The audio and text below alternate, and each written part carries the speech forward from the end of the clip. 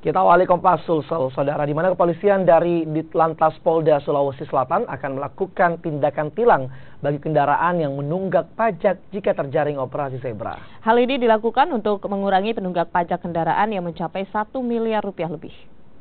Usai bertemu dengan Gubernur Sulawesi Selatan, Dispenda, dan Samsat, Ditlantas Polda Sulawesi Selatan akan melakukan penilangan kepada kendaraan yang terjaring dan terbukti menunggak pajak kendaraan.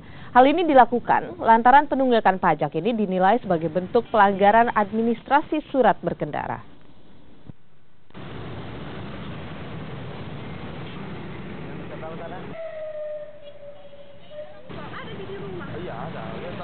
Tentunya penindakan pelanggaran ada macam, mulai dari teguran sampai dengan tindakan dengan tilang.